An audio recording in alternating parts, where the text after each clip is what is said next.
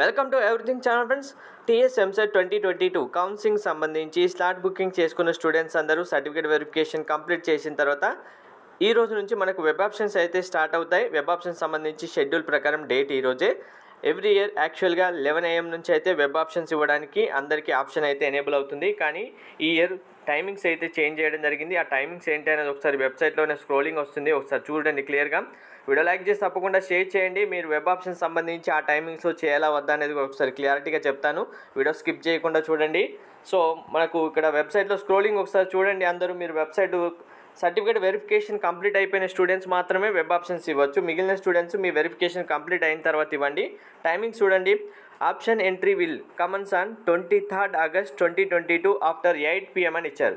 So 8 PM తర్వాత options ఇవ్వాలి కాబట్టి మేబీ సైట్ ఏమైనా ప్రాబ్లం వస్తే మనకు మీరు ఇచ్చిన ఆప్షన్స్లో ఎర్రర్స్ రావడానికి పాసిబిలిటీ ఉంది. కాబట్టి ఈరోజు ఇంకా మీరు ఎవరైనా సరే సర్టిఫికేట్ వెరిఫికేషన్ కంప్లీట్ అయితే కనుక ఆప్షన్ ఎంట్రీ ఎవరు ఇవ్వకండి. మీ registrations candidate registration login IDs కూడా ఎవరు చేయకండి.